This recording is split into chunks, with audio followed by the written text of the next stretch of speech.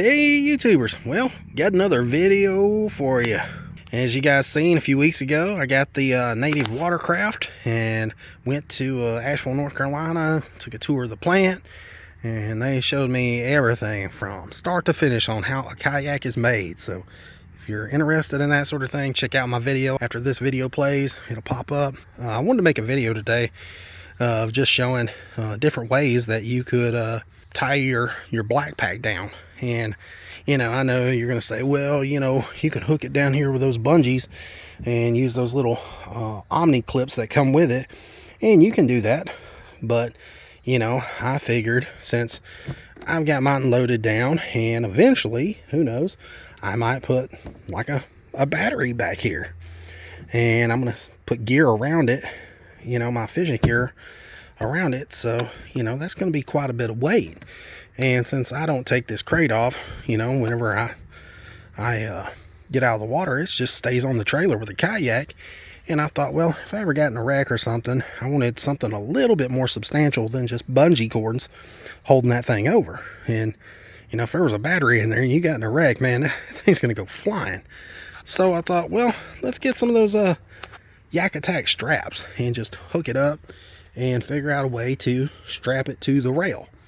And Yak Attack's got about every freaking thing you can imagine on their website, and so I got a couple of different things. Well, first I got these vertical tie downs, and I wasn't sure if I was going to use these or if I was going to use the horizontal ones, because I really like the horizontal ones because they hook in and they go off to the side, and it was perfect height right there with being at the handle. And so I just took one of the Yak Attack straps and hooked it in, and I thought it looked pretty cool. And it just looks pleasing to the eye because it all matches and it's all Yak Attack. I know I'm weird, but I like for things to look sharp. And I just took, and I had a little cam buckle strap that was just a few inches long here in the front, and I thought, well, I'll just hook it to the sidekick here in the front. And so I didn't want to put all the weight on this rail from both straps in case like I said, if it was to get in a wreck, I didn't want it to pull this track loose, because that's a lot of weight on there with the sidekick. So I thought, well, I could share the load and put some there and then hook that strap in on the back. And if you're sitting there saying, well, you're losing a lot of real estate putting that strap there in the back like that, well, I figured it would work as kind of a protector to keep stuff from getting in front of your rudder down there, because that's going to be spinning at all time. And if you wanted to put something here to the side, you could. If you want to put something here to this side, you could.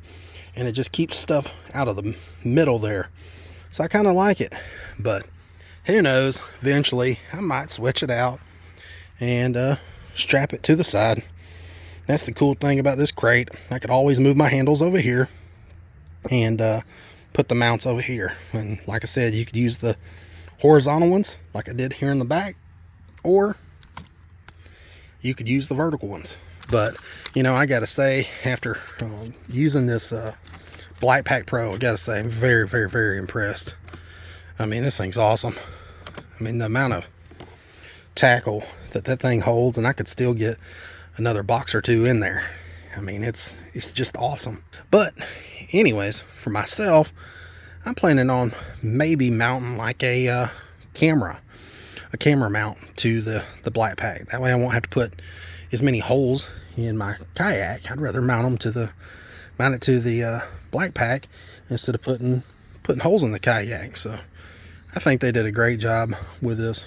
But anyways, wanted to show you guys also a couple other products that I got to add on to the kayak to make things a little bit easier. And there's always a need for more and more space. And I wanted this tackle web, a little mesh bag to fit on the back of the seat, just so I could keep my bug spray in there, sunscreen, and I always keep my hat in there. So I never want to leave the house without my hat. Shoot, I had skin cancer a couple years ago, and man, about cost me a freaking ear. But Anyways, it's a great place to put, you know, some just stuff that's going to normally be in your way. You know, it just helps you get it out of the way. And I really like these things, and you don't even know it's on the back of the seat. So check out Tackle Webs. They have these here that attaches with the bungees, but then they also have some that are like long and skinny that could fit down here, and they attach with an adhesive. And you know, you can put your soft plastics in there, put one on each side, and that way it would be out of the way and you won't even know it when you're pedaling. It's not going to get in your way, and it would still give you a lot of storage up here for soft plastics or whatever you wanted to put in there. Another product that I've been using for freaking years and years and years is these retractors. This one here is from T-Rain, and I love these things. I've got them on everything, and you know, I've got them right here. This one's from Boomerang Tool Company.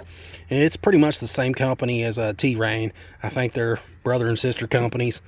But you can see I keep my phone in this, and you can play music. But you know, I wanted to you know, protect it in case I was to actually flip or something, or accidentally do something stupid and drop this thing overboard. Even though it'll float, you know, I still wanted to keep it on a retractor, and you can see how far this thing goes out. But if you don't have any of these retractors, check them out. Boomerang Tool Company. Very, very freaking handy. I mean, seriously, very handy.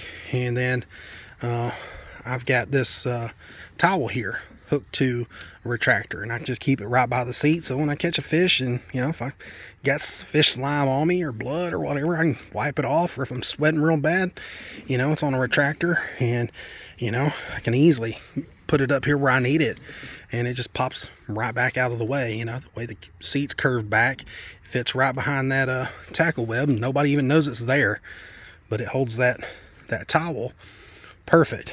And whenever you want to change it out, it's got a grommet in it right there. Just pop it out of that carabiner, put your new towel in there. And you know, since I started the group Fishing Kayak Mods on Facebook, you know, if you wanted to make your own towels, you could.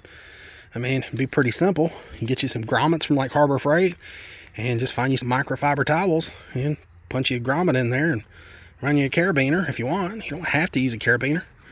You could attach it directly to that ring right there, and you know, just come in real handy. But I do like the bait towels though, because they come in a bunch of cool different colors. So check out T-Rain, Boomerang Tool Company bait towel, and they got some really cool stuff.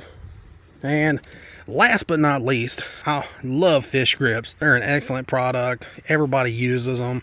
And you know, instead of putting these on a retractor, I like having these on more of like a telephone cord type leash. And I just think it makes more sense, because when you're trying to hold on to a fish or whatever, you don't want something pulling back like a retractor. I want it to be a little bit looser. So I like the feel of that type of leash. You want to use that type of leash, you can. I just get it zip tied through there on the bottom, and seems to work really good, you know. And for you guys that don't know, the fish grip is a made in the USA product. And you know, so if you're buying some of the other brands, I can probably assure you that they're probably not made in the USA, and they were probably a copy of the fish grip. I've got a friend that works over there, great guy, and you know, he was telling me how much money they lost out on, you know, because somebody copied them and took their product, I guess, over to China, and you know, pretty much just copied them out. So help support these guys. It's made in America. You don't hardly see that much anymore, and it's kind of sick that we've just sat around and, you know, I'm guilty of it too, buying stuff cheap off Amazon, trying to save a little money. But you know, these are great quality fish grips, so make sure you support those guys. I was going to show you right here, these are T-Rain retractors. And I know you're wondering, well, if you got your paddle in there, in that little paddle holder right there, why you have a retractor on that? Well, like I said, I trailer my kayak, and so whatever is on it is getting trailered. So I don't pull the Black Pak out of here. I don't pull none of the stuff off of it. I stick the fishing poles up underneath the deck, but I leave the paddles out. And I figured if they ever popped out of this paddle holder there, that this retractor here would be able to save them for me. And if you've never seen one of these, it's really, really cool. They're a kind of retractor where they fit around pretty much anything that's got like a round design to it. So, you know, they'll work as a rod leash. You can use them as, you know, a paddle leash, or, you know, I was thinking about it the other day and I thought, man, that would be really freaking cool to put like a stakeout pole in there. And you could put your stakeout pole right beside you and it would kind of pull on it, so it would keep you from straying too far from your stakeout pole. Anyways, there's lots of different uses for this thing, and it goes on really, really easy. So the way that you undo it is it has a little lock right here, and so I'm trying to do this one-handed, so bear with me. So I'm just going to take and mash down with my thumb, and it just opens up, and then when you squeeze it, it clicks, and so it locks into place, so it's not going to come off. So like I said, you know, if it ever popped out of that paddle holder right there, then, you know, this would just prevent the paddle from flying down the road behind me and hitting the car and me losing my freaking paddle too. So that would suck. It just kind of keeps it held in place. So I really, really like that. But gotta say, man, you know, if you're a big guy, you don't have very good balance. You know, I suffer from really severe gout, and it's really messed my joints up through the years. And, you know, if you're a big guy, or even a little guy, if you've got really bad balance issues and you want a kayak that is super freaking stable, check out the Native Titan. You know, I wouldn't be saying that, you know, unless I really believed in it. This was my first week in this Titan, and I'm so impressed. I've been in the Pro Angler 14s, I've been in the Jackson Big Rigs, and man, I swear the Titan, if there was that space right there, if it was all flat right there in the middle, I swear I could have got up in the middle of this thing and danced a jig. I mean, this thing is really, really stable. I mean, never did I feel like I was going to flip it. And when I started out, I had it, the seat set in this lowest setting here, and you know, soon I figured out, hey, I'm too tall. I need to raise this seat so it's more comfortable for me to pedal. And as soon as I raised the seat, I was a little nervous. I was like, is this gonna make this thing tipsy? And you know, it didn't. I mean, this thing is super freaking stable, and the pedal drive in it is super smooth. I mean, you can see it is amazing. And let's say you're going forward, you know, and you coming across a log or something, you can easily reverse pedal and it'll back you up. And so, you know, this kayak's just amazing. And the amount of room that you have here in this front hatch is freaking unreal. I've got my life jackets in here, got one for me, one for my girlfriend, and then I keep all my rods up underneath in the bottom of the hole of the kayak, and it just seems to work out. You know, I keep my rods, and then I keep my girlfriend's rods because she's got my old kayak. And you know, if you ask people, hey, what's a good stable kayak, you'll get, you know, 100 different answers, because, you know, some people, you know, don't have, you know, problems with balance, and you know, they're not as big as I am. I'm 6'1", I'm about 315 pounds, and like I said, my balance is horrible. I used to have good balance, but that gout has ruined my joints. But I gotta say, you know, the Native Titan, I wouldn't have any problem standing up in it. And you know, I'm not even gonna lie to you guys, this was my first kayak that I ended up getting started in, and it was a Beavertail Stealth 2000. And when I started the group Fishing Kayak Mods, you know, I started the group for people that, you know, were just pretty much doing like what I was doing, you know, trying to find their way, you know, in the kayak world, and you know, making your own kayak comfortable for you. And you know, so I bought this one used, paid $400 for it. and you know, it's been a great kayak. Most people have not heard of it because it's mostly a fishing slash duck hunting kayak.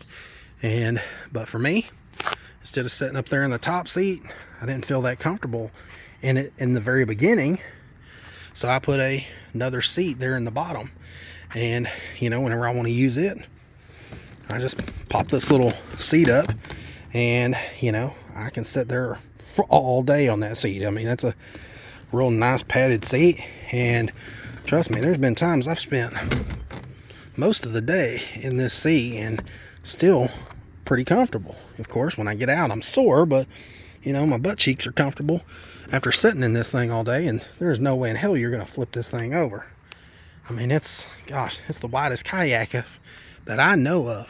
So, you know, as far as this kayak, it doesn't have scupper holes in it, so if you get water in it, you're screwed. And you know, if you flip it over, you're screwed, because you're not going to get this one flipped back over, I can guarantee you that.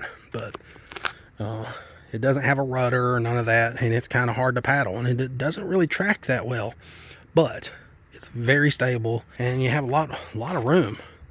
But anyways, give it to my girlfriend, and she's able to stand up in it and fish.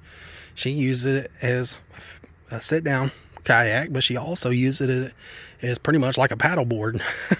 she can climb all the way all over this thing from back to the front, and you know, if you want to take the dog along with you, you got plenty enough room. So this kayak here can be had for like $1,000. I seen them at Dunham Sports. They just started carrying them. They were like $1,200-1,300. But anyways, but I gotta say, the Native Titan is a much more refined kayak than something like this.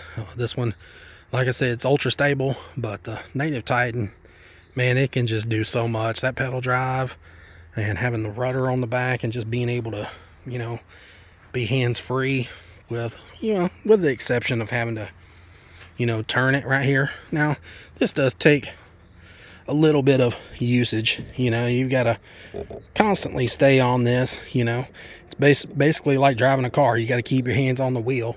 You can take it off for a minute and you'll be fine, but you know, you start getting cockeyed and you'll want to, you know, grab this and straighten it up just like you would the wheel in your car. But man, it works good.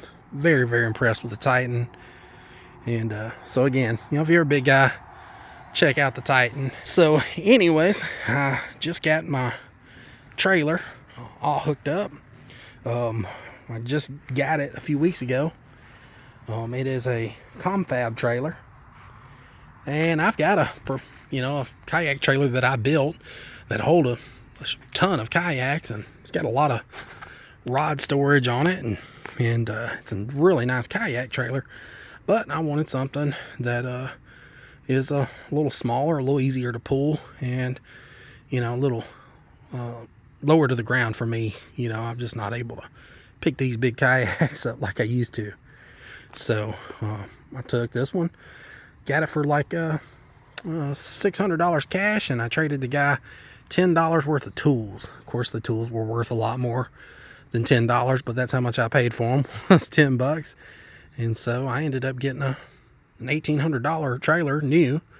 It was a 2020 model, but the new ones are $1,800. They're a confab trailer and built in Atlanta, and I ended up getting it for $600 cash and $10 worth of tools. So I think I did pretty good on that one. I just threw some 2x4s on there. What I did was I adjusted the bunks out to where they were in their widest position. You can see the bunk right there at the end of it, and I just laid it flat, and then I screwed the 2x4s down the side, and then I run just a 1x decking board down the middle just for some added support. And man, the thing does really good, and the trailer is still very manageable. Very, very manageable. And I don't even have to, you know, pick these up anymore. I just back it all the way down into the water and let it float off, and gosh, it makes a world of difference. Anyways, appreciate you guys sticking around, listen to me run my mouth. But make sure you check out my group on Facebook called Fishing Kayak Mods. Got about 50,000 members on there. And if you're looking to modify your kayak trailer, check out Kayak Trailer Mods.